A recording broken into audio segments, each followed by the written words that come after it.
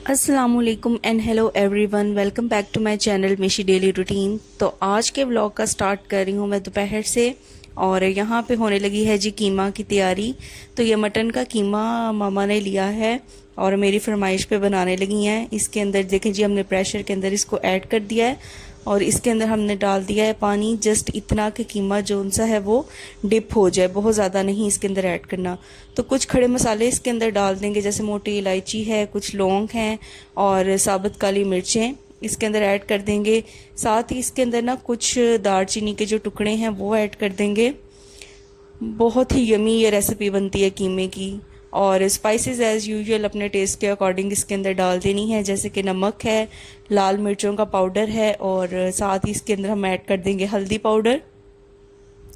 और ये इसके अंदर हमने ऐड की हैं कुटी हुई काली मिर्चें। लहसुन ऐड कर देंगे और साथ ही इसके अंदर एक छोटे साइज़ का प्याज लेके ना वो इसके अंदर हमने ऐड कर देना है।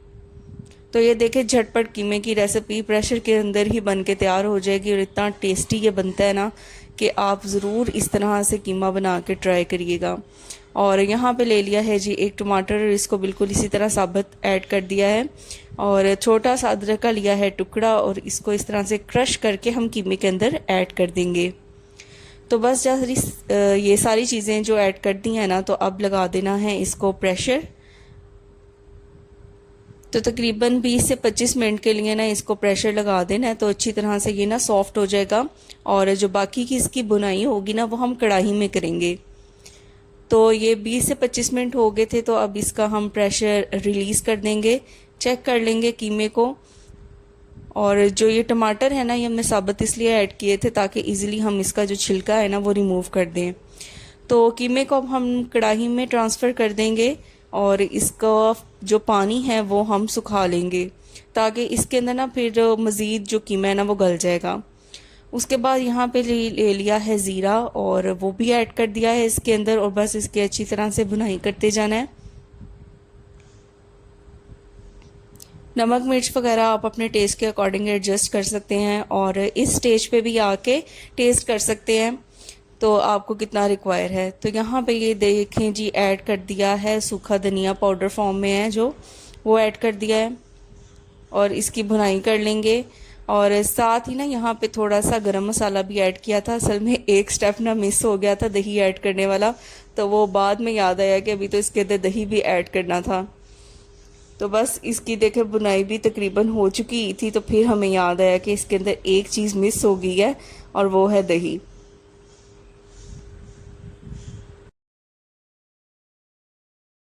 तो बस जी, जो स्टेप हमसे मिस हो गया था दही ऐड करने का, वो भी हमने ऐड कर दिया है। तो दही ऐड करने के बाद ना यहाँ पे फ्लेम को ना लो कर देंगे बिल्कुल, और 1 से 2 मिनट के लिए लो फ्लेम पे ही दही के अंदर कीमे की ना अच्छी तरह से भुनाई कर लेंगे। साथ साथ मामा से गपशप हो रही थी और साथ साथ कुकिंग हो रही थी।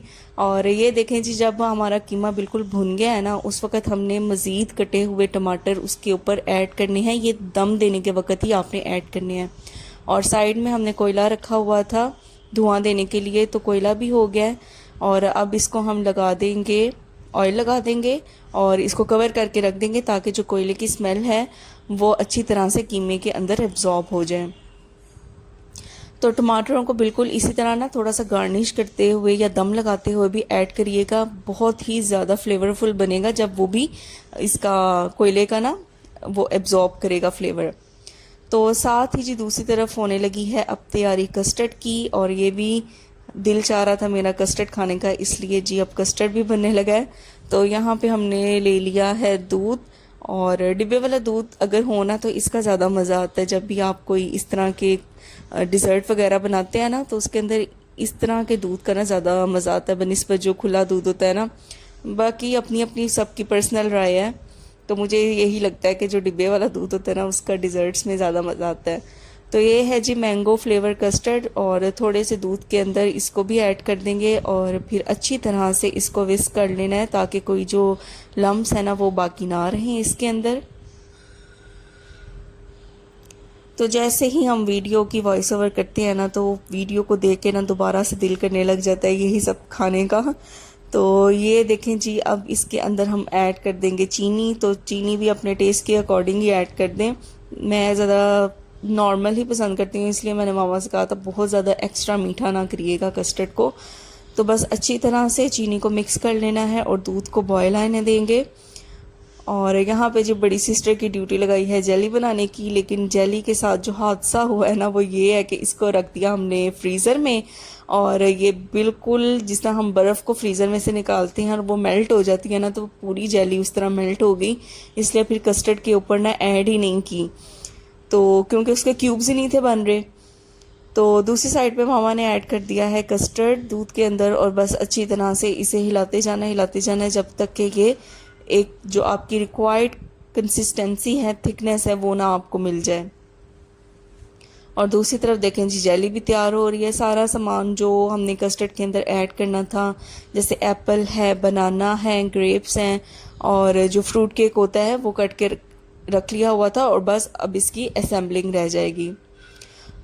कस्टर्ड में ना सबसे ज़्यादा चीज़ जो मुझे पसंद होती है ना वो ये फ्रूट केक होता है, और जब कस्टर्ड के अंदर से फ्रूट केक ख़त्म हो जाता है ना तो फिर मैं कस्टर्ड नहीं खाती, क्योंकि मुझे उसी के साथ मज़ा आता है खाने का। तो बस अच्छी तरह से ये देखें जी, अब फ्रूट्स की बारी आ गई है।